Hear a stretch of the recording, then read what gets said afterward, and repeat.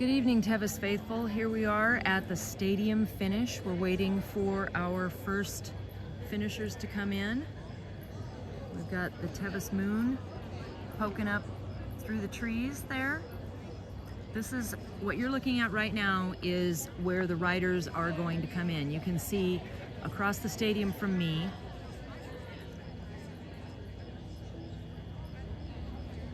You can see an RV on the hill. They're going to come just to the right of that RV, make a hard turn, and then they're going to enter the stadium. I will follow them around the stadium, and we'll get to see them come underneath the banner. You can see we've got a pretty good crowd here in the bleachers. Now, one thing that you should all know is I'm not going to be able to see or hear your comments. I'm all alone down here. Somebody in studio is going to see those and hopefully can answer any questions for you, or maybe even message me about certain questions. So I apologize for that. This is what we got. So let's rock it.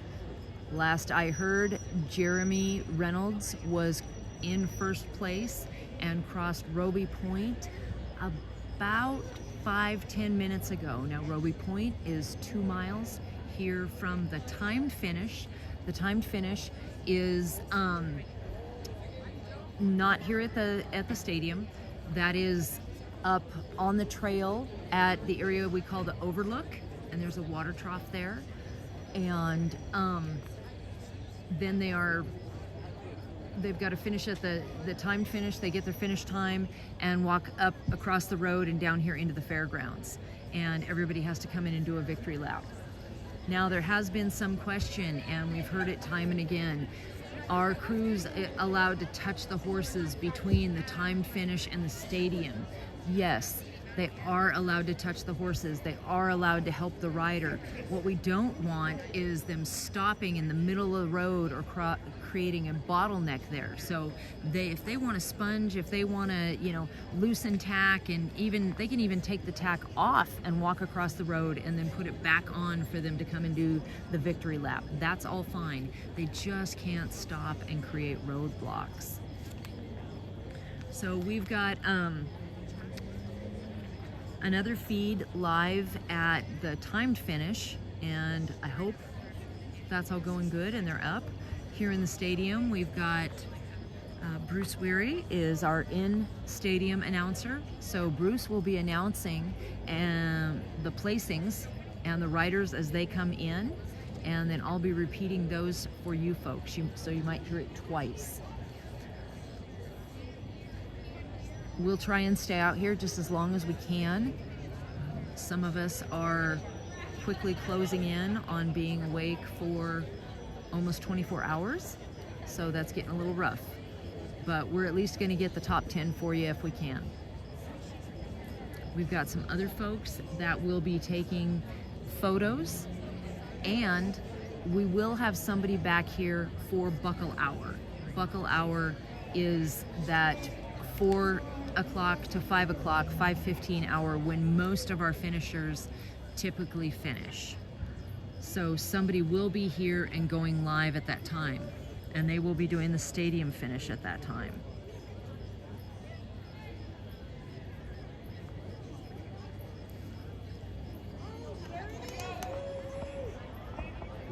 So, and it looks like we've got a special activity going on.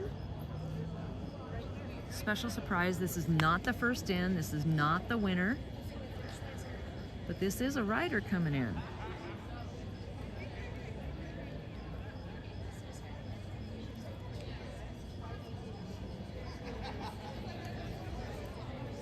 So let's see what we've got planned here. What kind of shenanigans are folks up to now? So what you're seeing in front of you right now, those are the vet lines, those are the trot lanes. We will not be showing the horses trotting out at the finish. We've said it time and again on our live feed. The reason we don't do that is that's a private matter between the rider and the vets. Honestly, we just don't want folks speculating, commenting, oh, that horse is lame, that horse looks tired, things like that. We don't need that. Some of them might look a little tired after 100 miles, but that is going to be between the rider and the vet. So I've got it turned now so you can see those trot lanes. But when we actually do have the finishers come in and they're vetting, we won't be showing that. So I'm not sure what kind of shenanigans they have going on across the stadium there, but I'm going to keep my eye on that rider.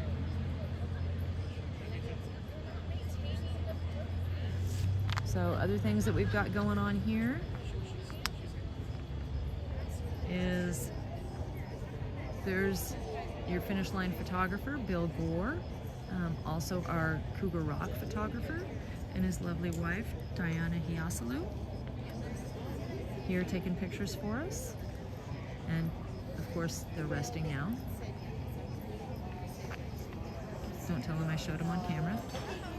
And again, more pictures of the crowd. Hold on just one second. I'm going to step away from the camera because I have to have a private conversation with somebody.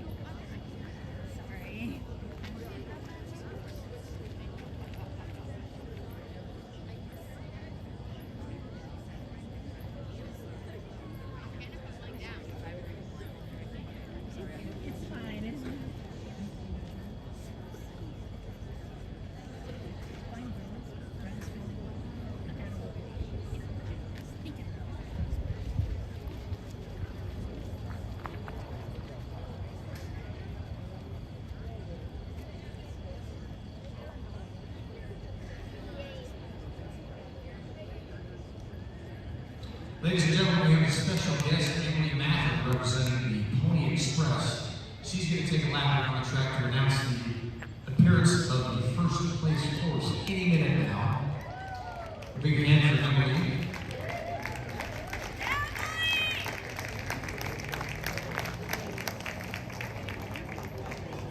That is a Mustang.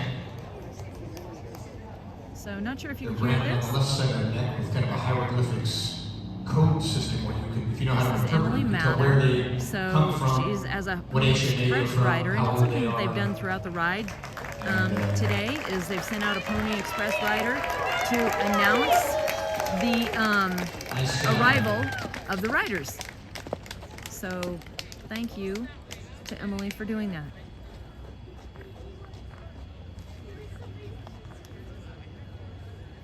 I'm told Jeremy just crossed the finish line. All right, so He'll be here shortly. we just got word Jeremy is in to the time finish. First in to the time finish. So he'll be here 5 minutes, maybe. Depends on how long he pauses up there to let his horse drink. Backstory on the Pony Express, folks.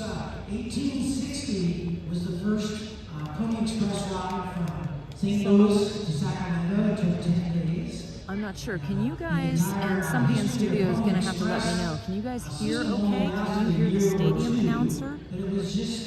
Go ahead and throw down a comment, and then the person who's monitoring my feed can send me a message and let me know if I need to move or get closer or farther away from the speakers. It might just be too garbled for you to hear it all. Jeremy was there. He's one of his riders.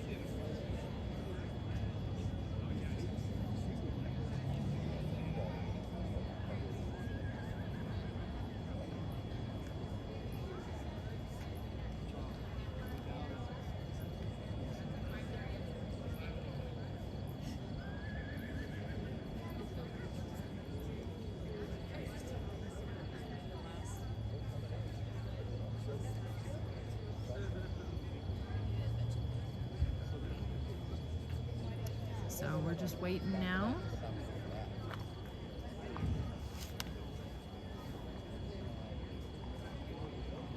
Sorry. My brain's a little bit fried for commentary until somebody gives me a topic, and that'll be when Jeremy rolls in.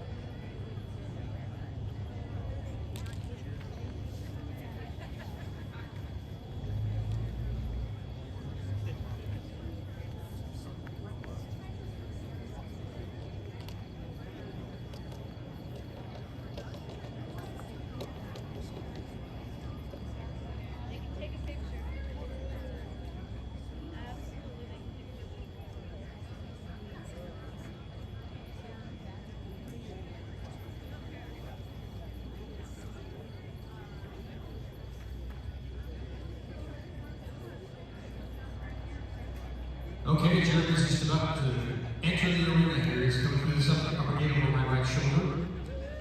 There he is, white helmet. First place, 2026, Tevis up. He's riding Treasure. Jeremy and Treasure. Jeremy's got 20,000 career miles in the grocery awards. He's got 5 tennis wins, maybe a 6th about to happen. 3 hanging cups. This horse, Treasure, has finished 1,900 miles and won almost all of them. Sorry you didn't get to see Jeremy do his flying mount. Second street has some horse clubs.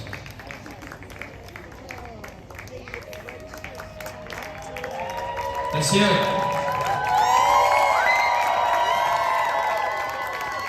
Nice job. She's such a nice mare.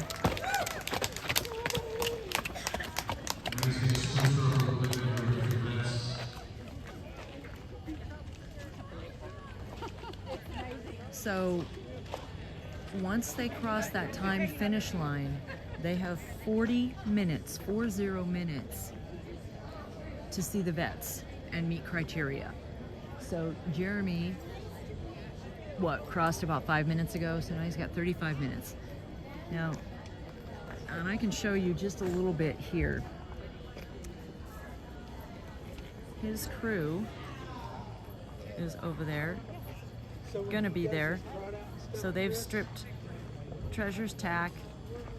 He's washing her off, and she is so used to this. This is her jam. You know, she's just gonna stand there. He's gonna start cleaning her up, cleaning her off, making sure she feels good, letting her eat some, letting her drink some. And then he, Yeah, he'll go this way and back that way. and So, right, then he'll come in and see the vets.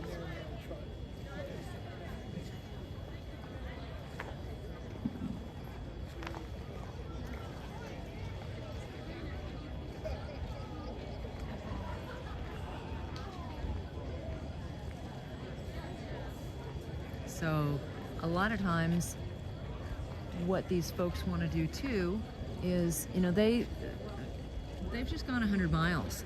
Okay, we don't want to let these animals just stand around before we go and see the vet. Any animal is probably going to stiffen up if you let them just stand around after 100 miles. So some strategy there is get them cleaned up, get them feel good, let them eat something, get those gut sounds going, and then get over there, see the vet before anybody starts to stiffen up. Make sure they're still nice and loose. Obviously, if there are any issues that are starting to present, you want to take extra time and care with your animal.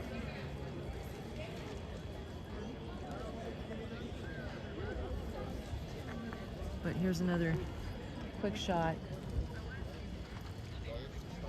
You've got 6 people working on Treasure right now. And most of that, from my understanding, is family. Now the head vet for Tevis, Dr. Mike Perales, he's a vet in Southern California. He's just entered the arena. That's him. Let's see if we can get a close-up of Dr. Perales.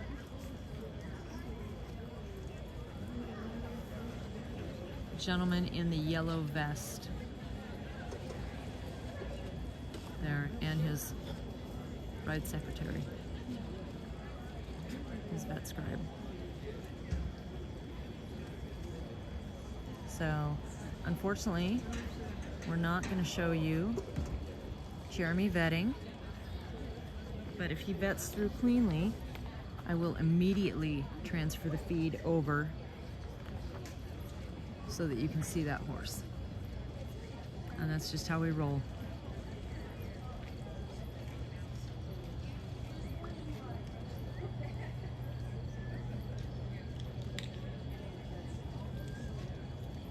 We haven't heard anything about the second rider in yet, or if a second rider has come in.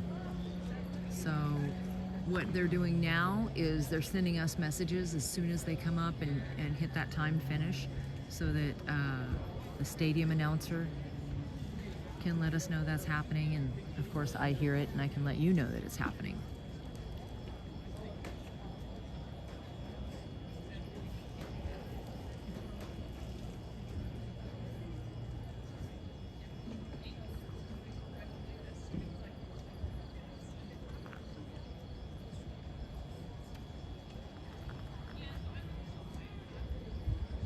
I can tell you though, because I am watching the pampering that Treasure is getting, she seems to enjoy it very much. And Jeremy is bringing her over for presentation to the vets right now. So you'll get to see her walk back into the arena there on the right side of your screen.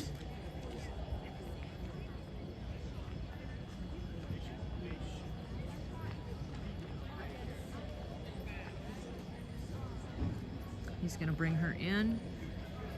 Those folks standing right in the way, can't really see. So I'll give you a quick shot.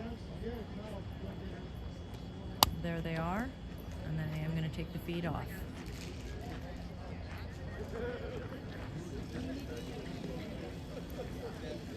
So, oh, here's one good thing. Treasure is doing what a good girl does before she goes in and sees the vet. Nice big pee-pee.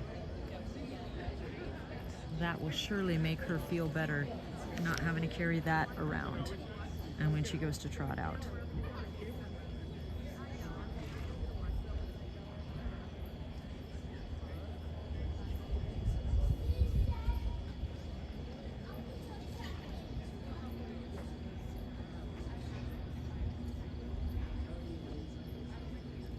So it's very pleasant here in Auburn right now. The weather is very pleasant at this moment. Lots of people in shorts and t-shirts. No sweatshirts needed. It's So they're watching her trot right now. That's that whoop that you hear. And I will tell you, what a nice mare. She knows her job. She trots out very nicely on a loose rein, on a loose lead. Very pleasant here tonight. Very slight breeze. No humidity, at least not that you can feel.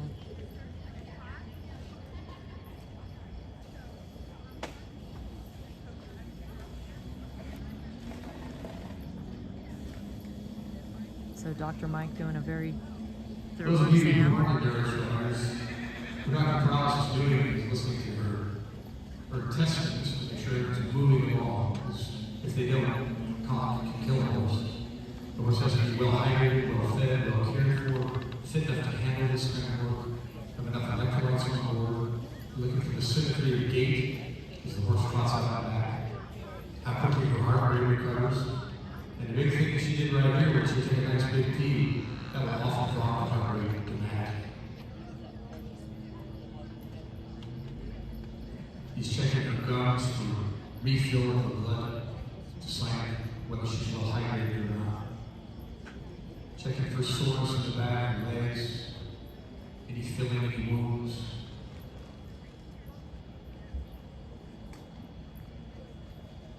There's your first place. There we go.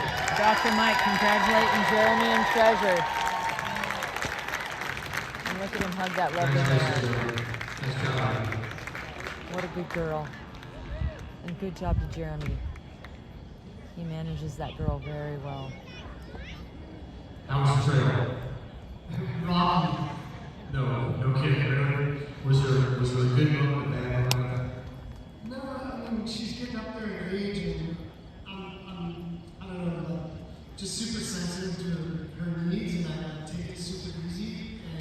And then at the end, she just said, "Hey, we're going home, and get out of my way." And she just, I don't know, doused that in, and here we are. You sound like a good husband, right? Congratulations, she looks great, really. You bet, we'll take care of her. So I don't know if you could hear Jeremy. Bruce Wary asked Jeremy there about the trail. Of course, Jeremy said it's very rocky. And Jeremy also stated that, he's concerned about Treasure and taking care of her because she's getting a little older, and he's really trying hard to manage her well. But they're at the finish, and towards the end, Treasure said, "Let's go home," and just kind of took over and said, "We're going at this speed." So there they are, and that's your 2026 Tevis Cup winners, Jeremy Reynolds and Treasure. Now, being top 10, as Jeremy is, first place, he has the opportunity to show for Hagen Cup. That is not required. He can choose not to show if he wants to. That'll happen tomorrow morning at 10 a.m. here in the stadium, and we will be live broadcasting that as well. Now, all the top 10 horses need to stay on the fairgrounds or reasonably close to the fairgrounds and have had made arrangements and had that documented with ride management prior to the finish.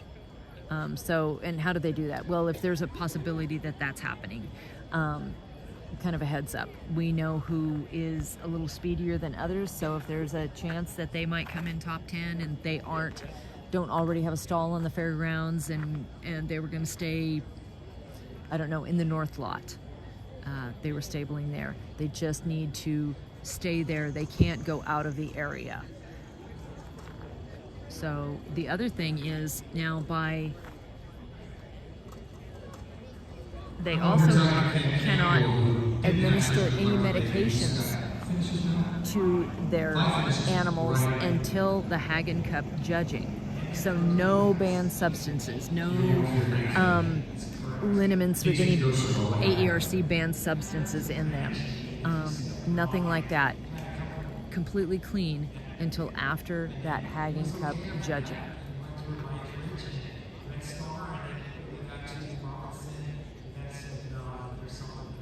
So So he tweaked himself, and it took a while for that injury to set up and be discovered later at the end of the day. It's such a small injury, they picked it up at Robinson, and they said, nah, we can't let you go. That's why we got world-class reps. You can be back next year. Oh, absolutely, we can get that down to finish. Good luck. Thanks.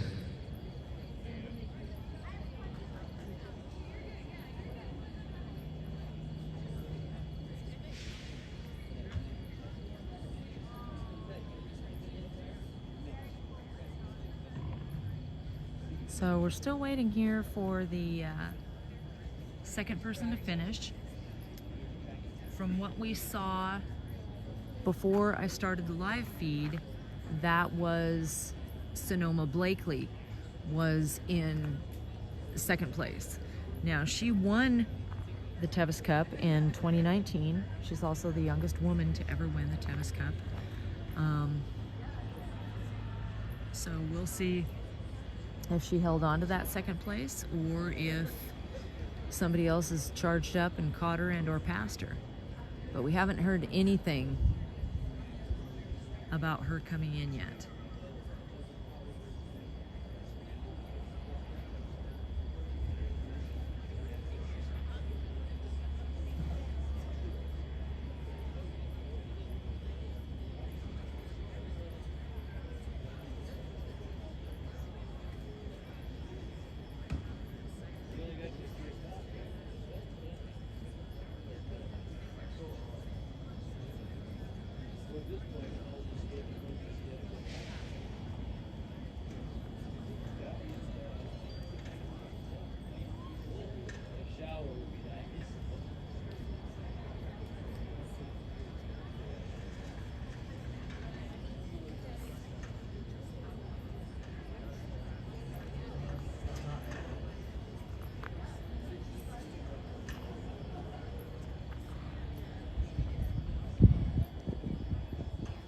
Again, it's just a lovely night here in Auburn.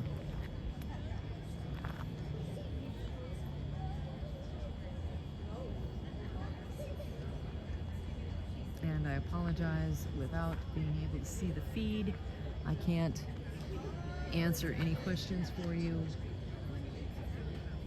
I have no idea what you would like to hear about.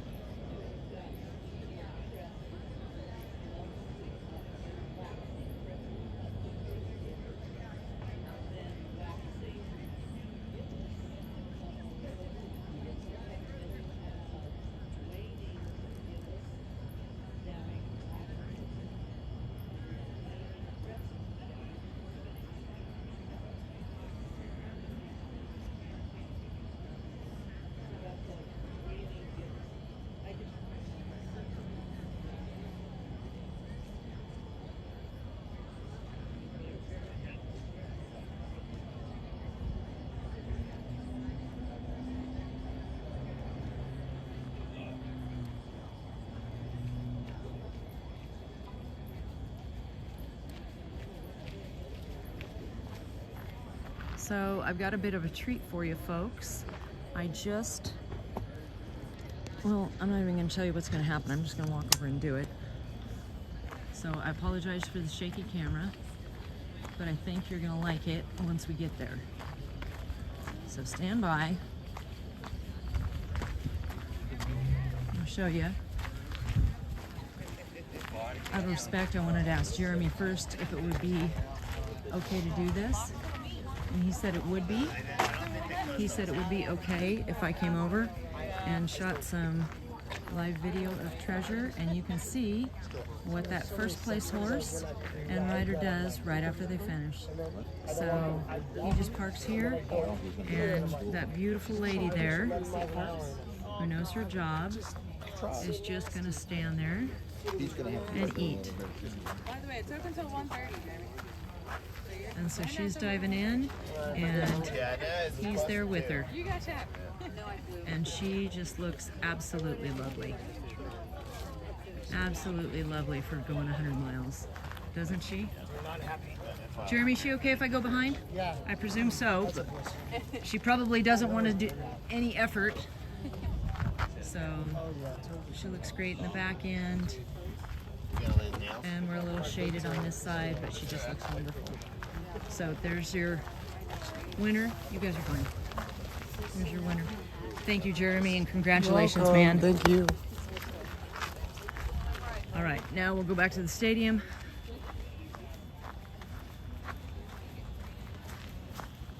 And if I can do that with each one as they come in, I will. I will keep filming for as long as I have battery for the phone and for me. Now I've been told that Sonoma Blakely most likely will be in second place. That's where she is on trail, with nobody around her. And that Jay Merrow will most likely be third. Nobody else around her. So we're here waiting, and we'll just keep waiting.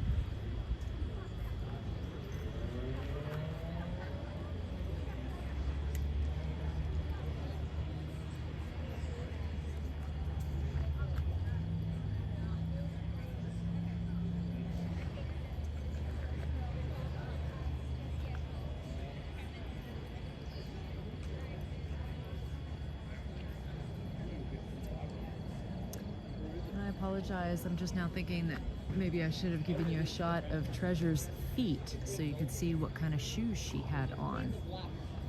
And no, I am not going to walk back over there and do that again. That's just asking too much for me to be poking a camera in people's faces after they've spent all that time on trail. They just need to be able to relax and be in their own thoughts for right now.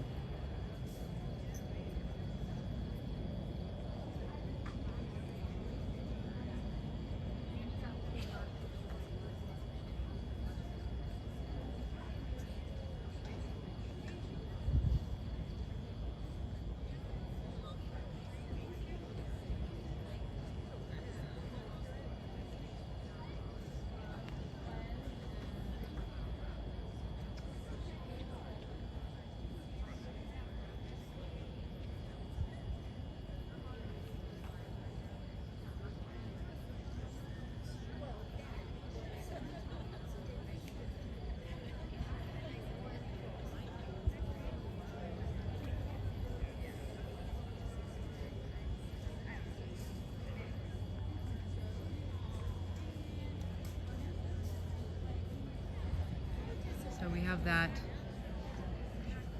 moon right there. So any riders that are coming through that canyon will have the benefit of that moonlight.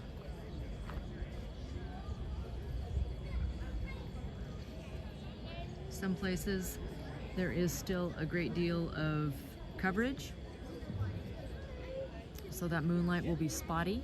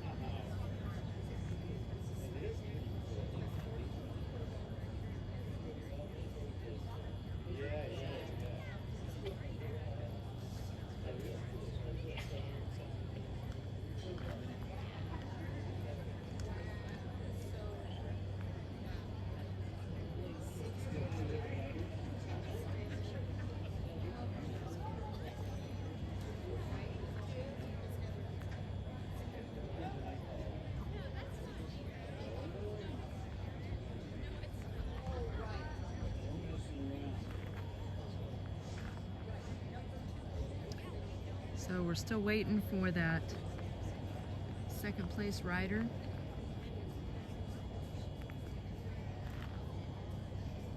And I may walk across. Again, I'm all by myself over here on the opposite side of the stadium. I don't have any data links so I can look up placings for you or answer questions. Nothing like that. I apologize.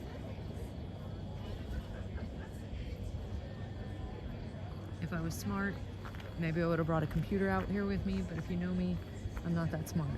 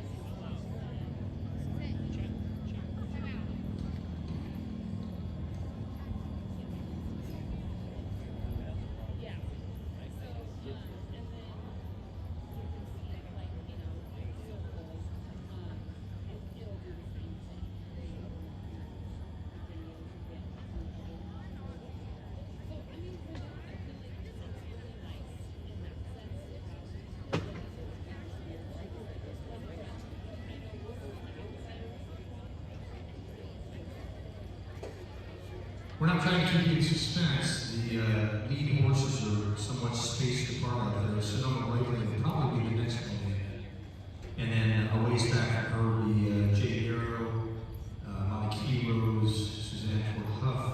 They're all spaced probably 20, 30 minutes apart according to what we're getting on the computer here. As soon as we know what it's doing.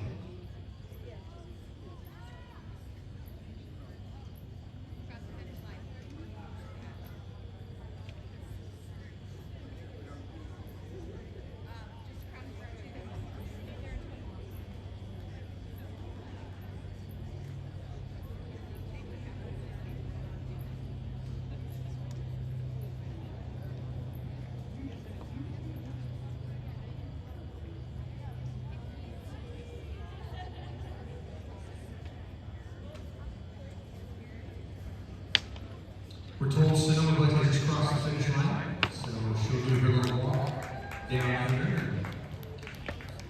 I presume take a victory lap. Give the horse a band and a penny, and then show it to the vets. Take up her second place finish. 2026 Tevis Cup.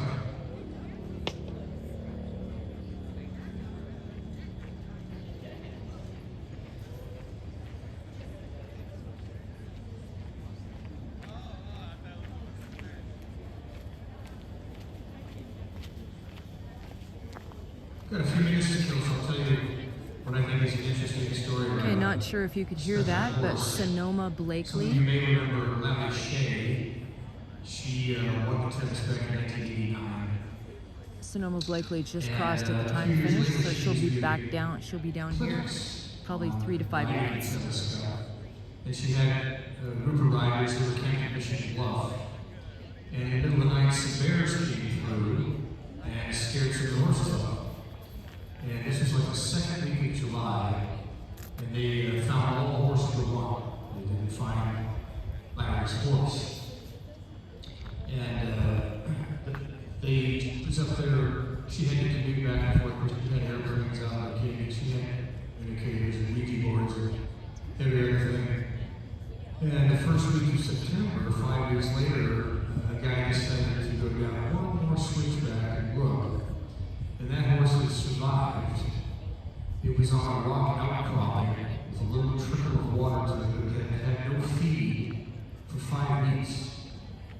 And it was so thin and so weak they couldn't leave it up. They had to take it down to the river to get it out of there. And the following June, it finished the 100-mile ride. That's how tough these animals are. Have you ever forgotten that story? Yeah, that's exactly how it happened.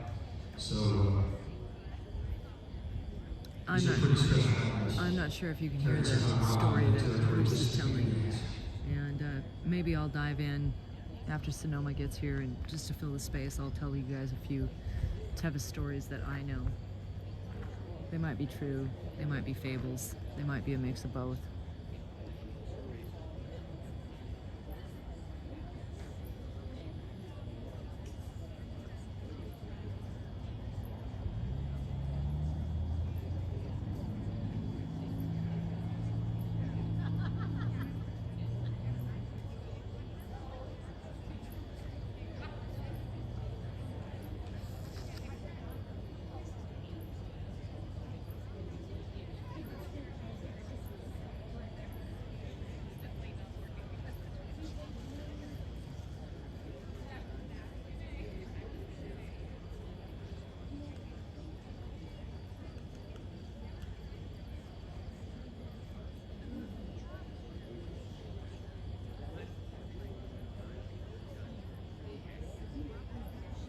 So many of the volunteers here and folks on the Board of Governors, we stay the night here around the fairgrounds so that we're readily available.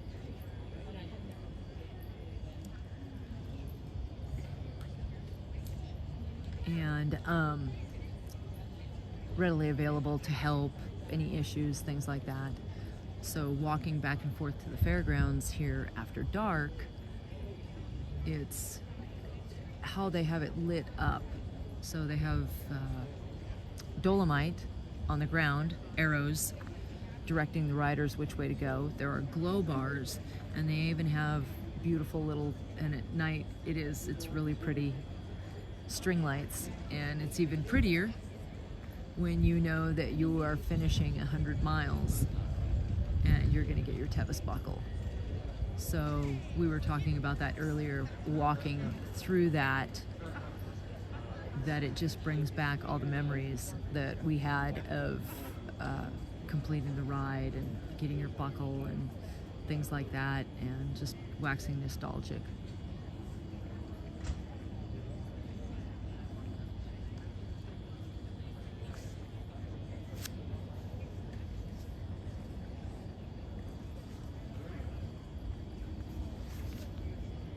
So I'm told that after Sonoma comes in, that the next riders are Molly Keyrose and Dr. Jay Marrow.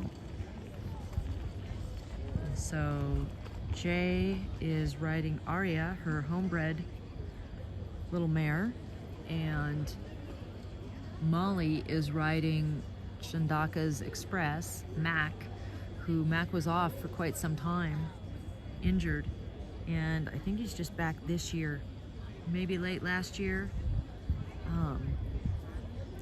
Tough horse if he can be off that long, spring back into his training and finish Tevis. And I know I'm jumping the gun here by saying finish Tevis, but he still will have, whether they are awarded a completion or not, he still will have traveled 100 miles with her today. And that is quite a feat for anyone. Sonoma Blakely is about to enter the arena. Here we go, Sonoma's on her way. I think this will be her second. Well, she won Tevis back in 2019. She's the youngest woman to ever win Tevis. So there's Sonoma. And this will be her second place finish for her.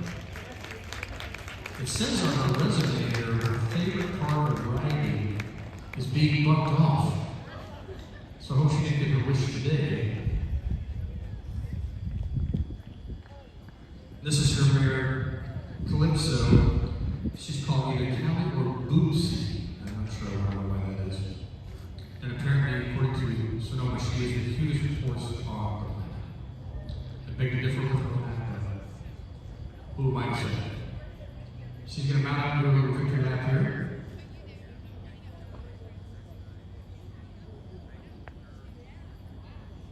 Let's congratulate her on a hard day's work. So here's Sonoma doing her victory lap on Bootsy.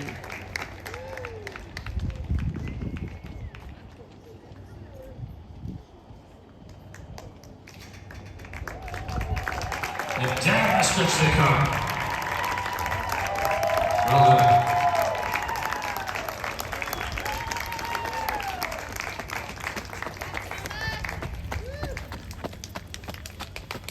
She's going to take care of her horse. Show it to the vets. Confirm her second place finish.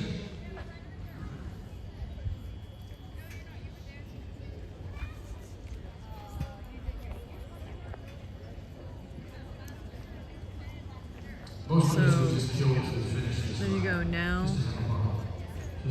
Sonoma's crew is going to take over there and start working on that horse.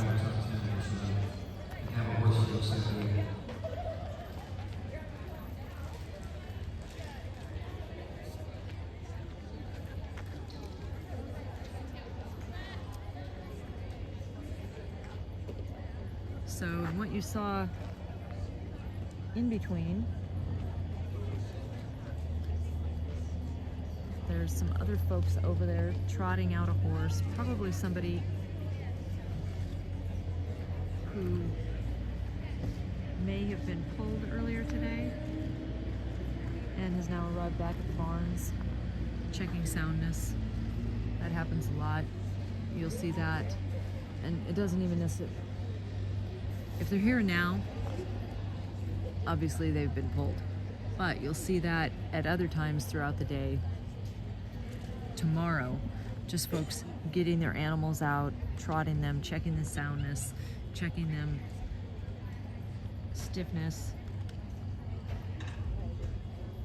making sure that they're loose, that they're feeling good, that no issues have popped up overnight.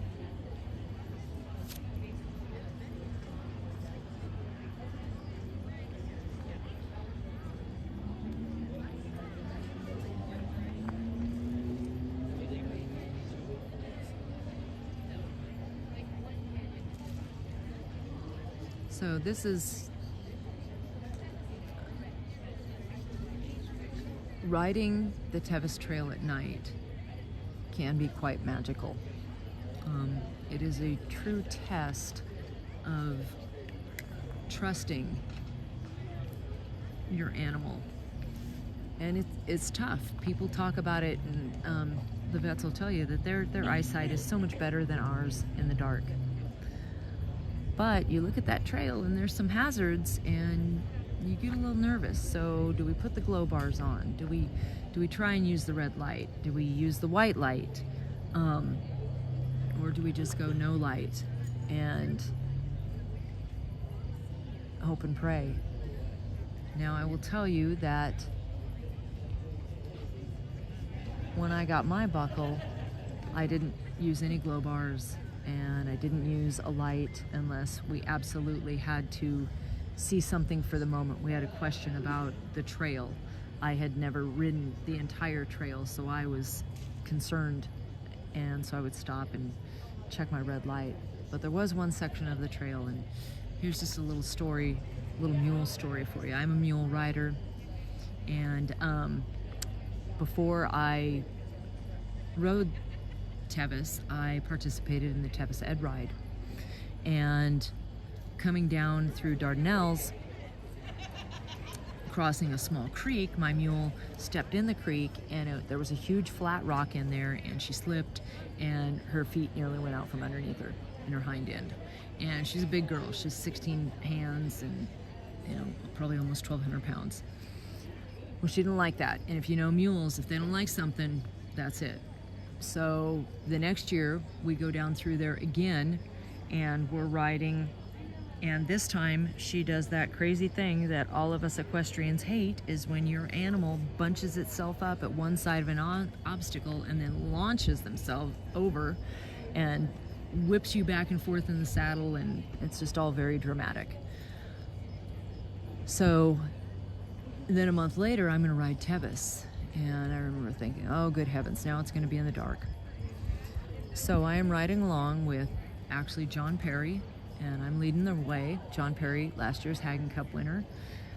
That's where John and I met, is on the trail. And I will tell you that we were, side tangent on that story, John and I were the last two out of Forest Hill that year. The last two. And we passed no less than 18 riders. Some of the people we passed were pulled.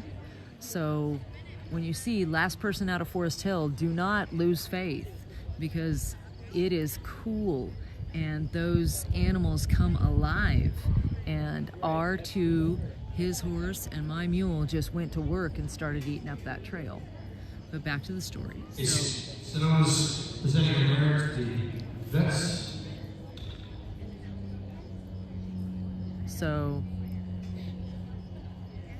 we are trotting along, and we can't see a thing. I can barely see anything. I know my mule can see stuff because she is acting like she knows exactly where she is at. And we are long trotting on that trail and on the cow loop, and we're coming down in, and all of a sudden her speed increases. Now, if you've been long trotting your animal and your tack jingles, and so you can hear ching, ching, ching, ching, ching, ching, ching, ching as their foot falls. Well, all of a sudden I can feel her speeding up, and then it hits me where we're at. And I know that she is going to jump that creek again. And I'm not quite sure if she's going to stop and bunch up or what she's going to do. So I put a hand on her neck, and that big girl picked it up and sailed over that creek like she was the most beautiful hunter jumper.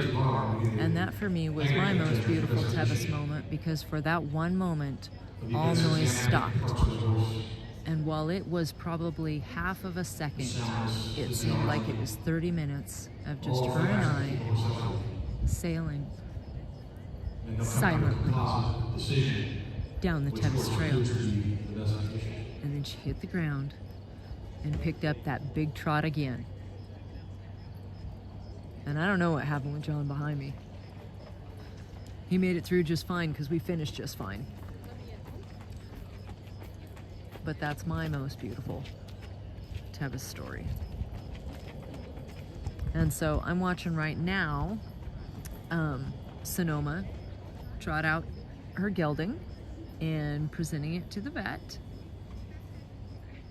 And I do not recognize this vet, so I can't tell you which vet is examining the horse.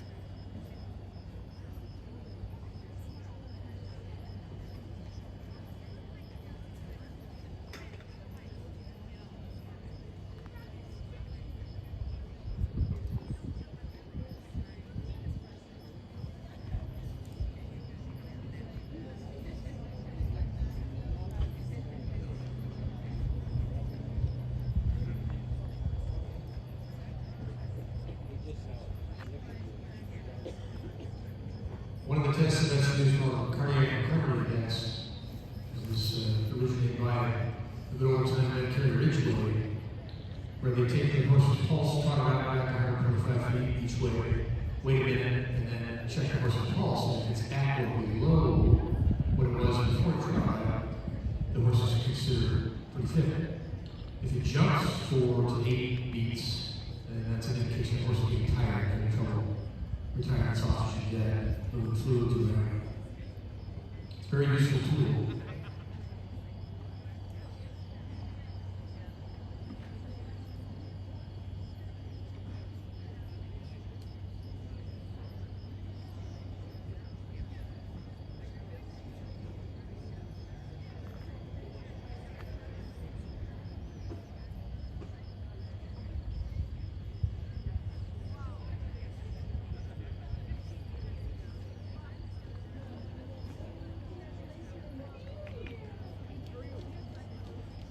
She's now officially the second place finisher, the 2026 Tevis. There we go. Congratulations, Sonoma.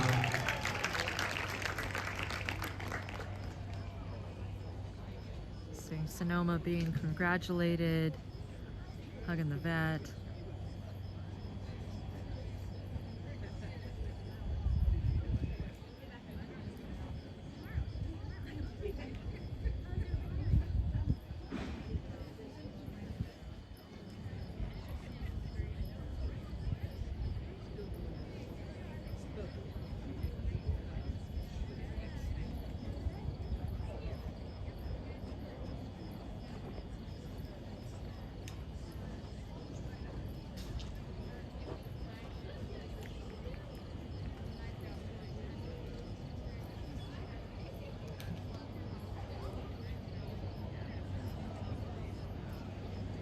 So I'll be right back and potentially tell you another, hopefully funny, Tevis story.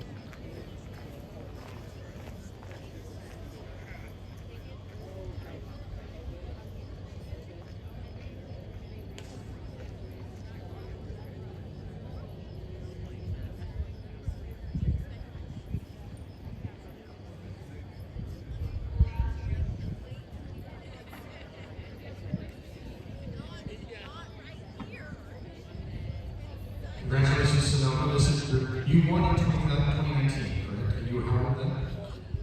So you were the youngest rider to youngest woman ever rode. Exactly. And so you're how old then? And second place, this is not your second completion.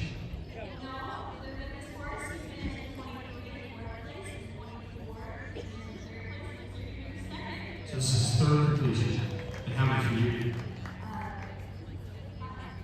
So you're probably done that when I come back. Congratulations. Good job.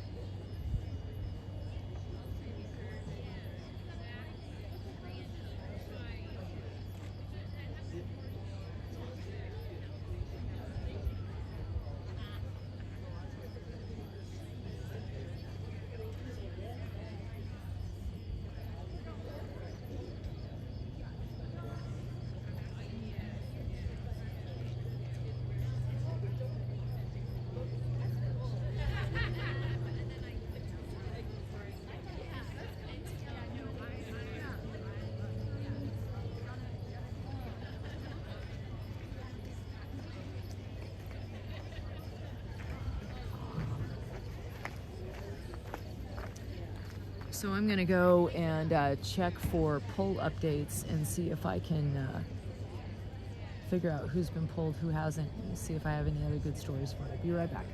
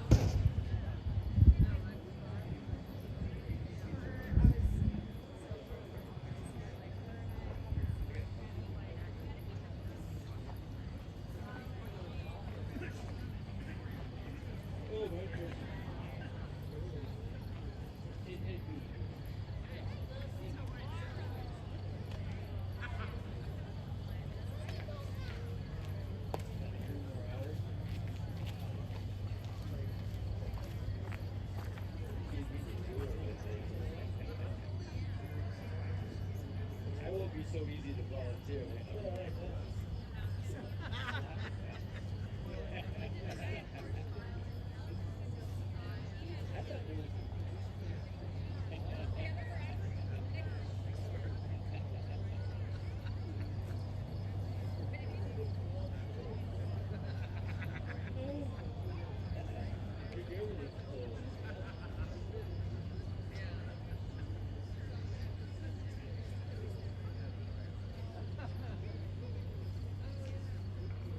So we're waiting here.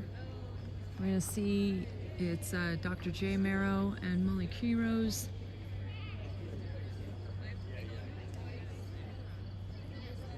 Coming in. They're gonna be our next ones. And I probably should have asked how far out they were when I walked over there. And I did not think to do that. I'm tired.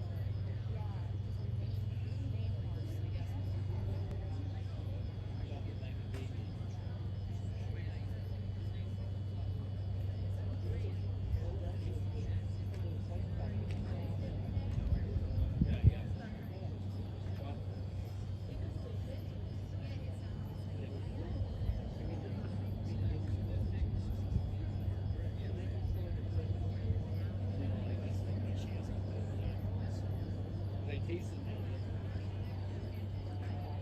I mean, it wasn't like I'm not complaining. Like, I'm afraid it'll get all wired up and freak out or something.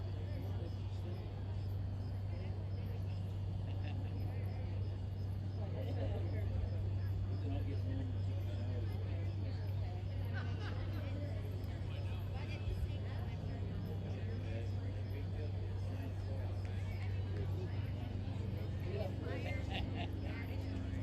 Oh, good. Excellent. Send her a check. The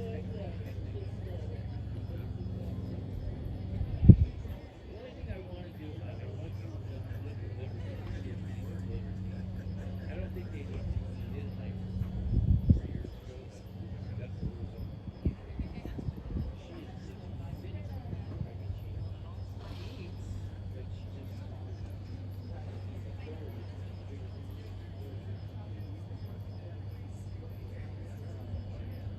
Yeah. But you know what? I want to give you a ride for this. I could drive that.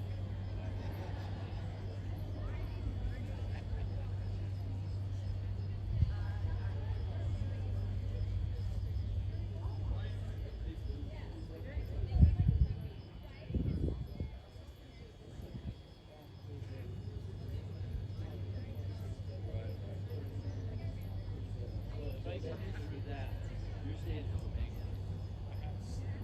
Yeah, but you.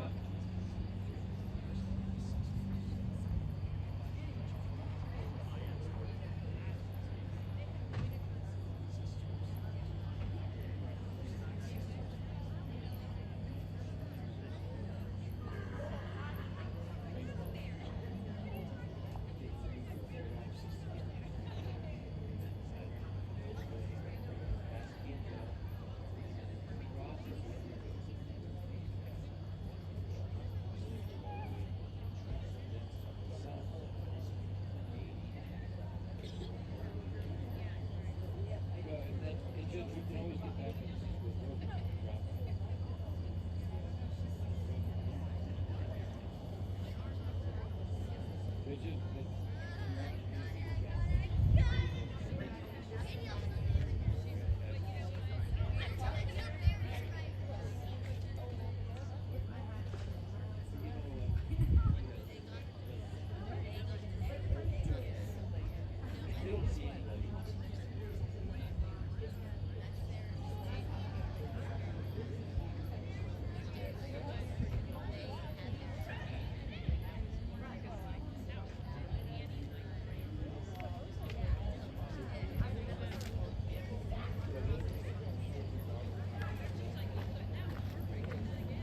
Okay, folks, we have word that Molly Keyrose and Mac have come in third. The third horse is in, and J Marrow and Aria fourth. Now I'm told that they came in together, but that they placed them third and fourth. For those not in the know, when you're going to do something like that, you need to work that out ahead of time. You're riding with a friend, hey, you take third, I'll take fourth, something like that. Don't put that on the ride volunteers to try and figure out. That's not nice to do. And we're going to stay, I'm going to stay through those two coming in and going through and vetting, and then we are probably going to finish the live feed unless I can find somebody else to take it over, which likely won't happen. Now what you're seeing now is Jeremy is back in. So why is Jeremy back here? That doesn't mean that Treasure is having an issue. Everybody, after they have whether they've completed or whether they've been pulled at the finish, they need to come back an hour later and see the vets again, just so the vets can put hands on and have another look at those horses. So that way, in case there is an issue that's developing, the vets hope that they can catch it. So it's not an indicator. He's not bringing her because anything is wrong right now. Now, along with that, if on that recheck a horse is found to maybe have diminished gut sounds, something like that, that's not going to affect their completion. Okay, that is, they've already received their completion. This is done just in an abundance of safety for the animals. And that's Dr. Susan McCartney over there. And they do not have to trot out. Okay, the animals do not have to trot out. Again, this is all just them checking hydration, checking metabolics, heart rate, gut sounds, things like that.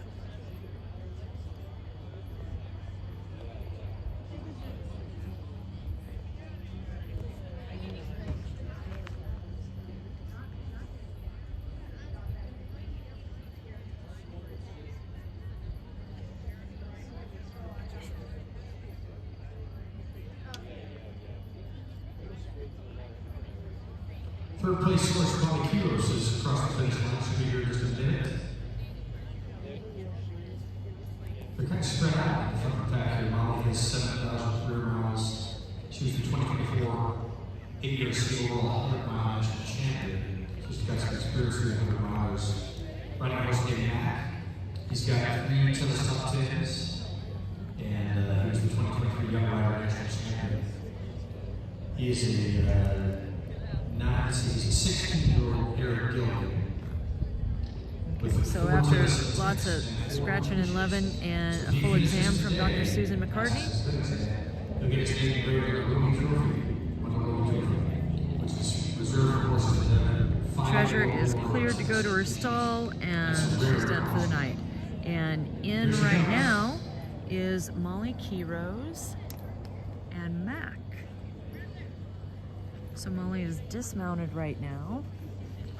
Right behind her is Dr. J. Marrow in fourth place. Dr. J. Marrow coming down on Aria.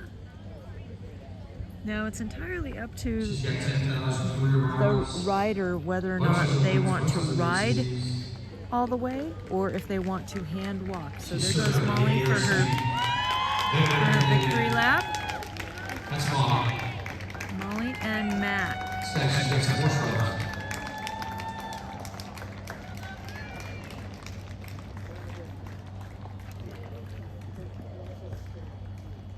Coming under the finish banner.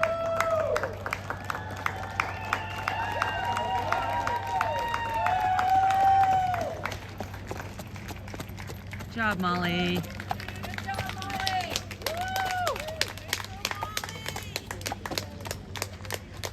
And here goes Jay and Aria. On the 7-year-old Eric Gilligan. Jay has bred this mare. She's homebred and bred specifically for endurance. Jay is a consummate horsewoman. She always knows how to take care of her animals. She finishes highly at Tevis and elsewhere. Jay She's won is the a ride. former She's picked up Tevis the Hagen Cup Cup rider before. and Tevis Cup winner and Hagen Cup winner. Always feels good coming into that band. Very nice.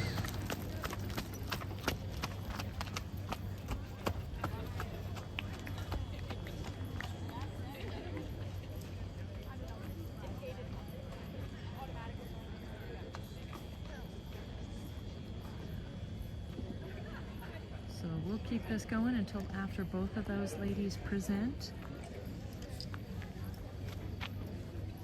We'll have the top 4 riders, top 4 finishers.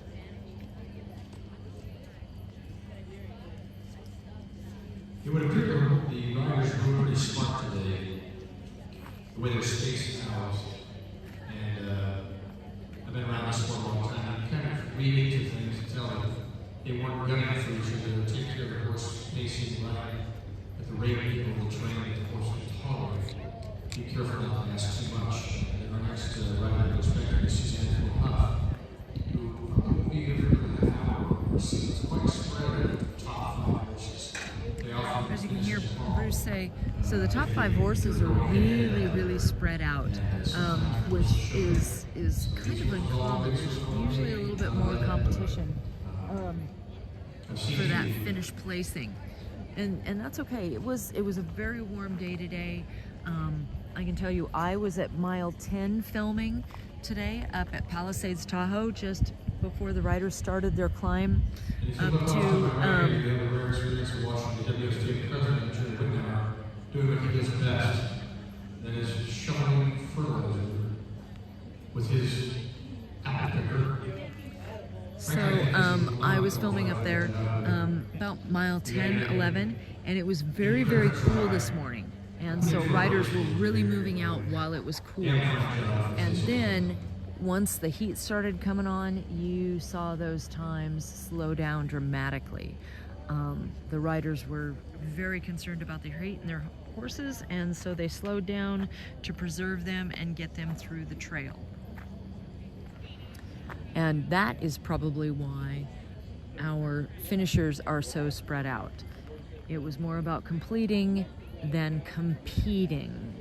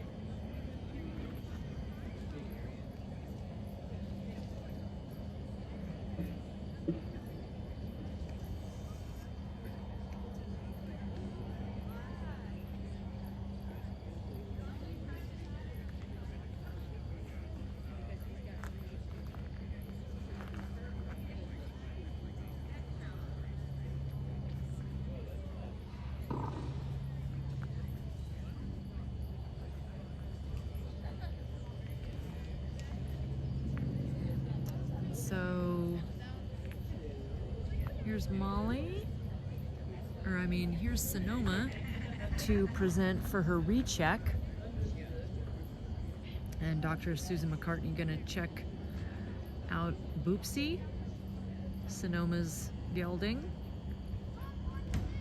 And again, this is for the mandatory, oh, I'm sorry, that is not, that is Jay Marrow over there for her initial check. So we'll take it off. She's going to trot out.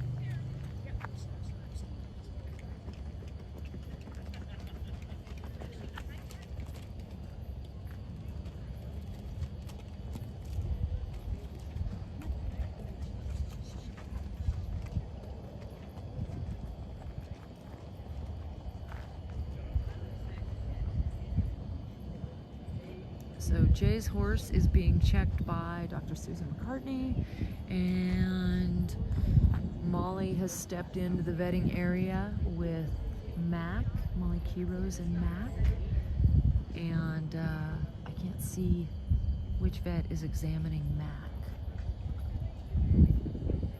Mac is very bright-eyed, ears are forward, he's looking around. He's probably kind of happy that he's done. Wondering when he gets to go eat.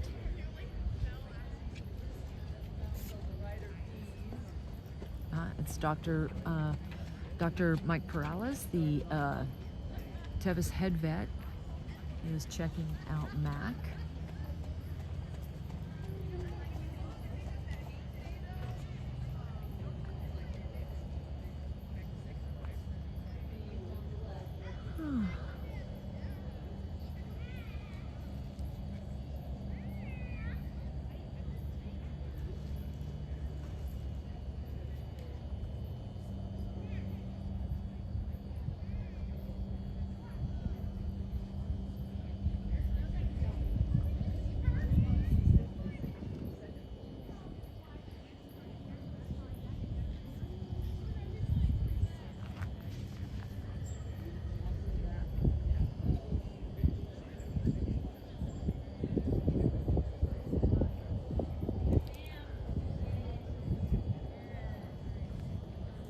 So, I think, yes. So, Dr. J. Marrow has just completed. I don't know her.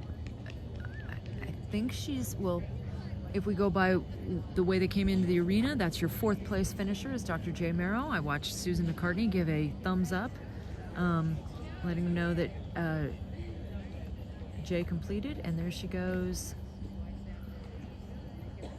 Congratulations with family and friends.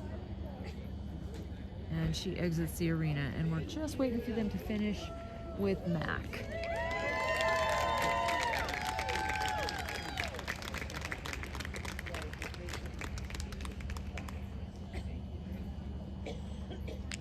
And Molly has completed as well. So Molly Keyrose and Mac are your 3rd place finishers. J. Marrow and Aria, Dr. J. Marrow and Aria are your 4th place finishers. Now I'm gonna go walk over and see how far out Suzanne Ford Huff is.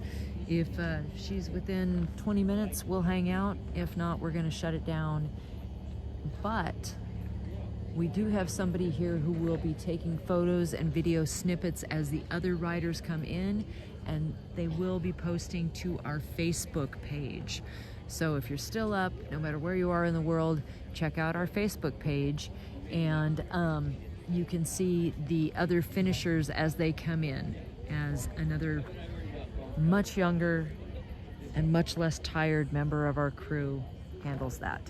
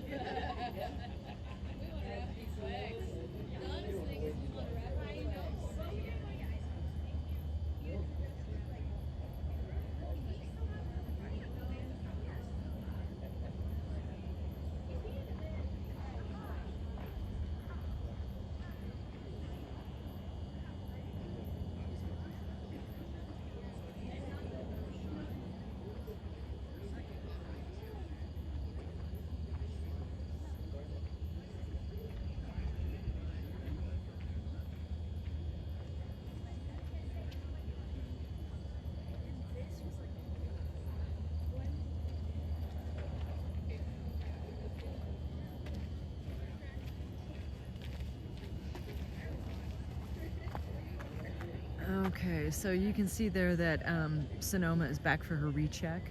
And again, I don't know who that vet is, but that is her mandatory hour vet recheck. So once she's done with that, we're gonna go ahead and shut this down. I apologize, folks. It's just, you know, I don't mind leaving the dead air up there, but I don't want to leave anything unattended. So if we had somebody to stand here and just film the whole rest of the thing for you, we would, but we just don't have the manpower, and I'm cooked. So we appreciate y'all watching. We appreciate the support you've given to WSTF, the donations, the kind words throughout the day regarding the live streams that we've done. Thank you so much. We do have somebody who's going to be in, so Sonoma, see how tired I am? Sonoma has just had her mandatory 1 hour recheck and all is good. We are going to go live again at 4 o'clock in the morning for Buckle Hour. So make sure you come on back. It's going to be on the same YouTube channel. And then after that, at 10 a.m. tomorrow, we'll be Hagen Cup judging, again, here on YouTube. And then the awards banquet, we will live stream that at 2 p.m. tomorrow. So come back at 4 a.m., 10 a.m., and 2 p.m. 4 a.m., 10 a.m., and 2 p.m. We'll see you back here. Thank you so much for watching.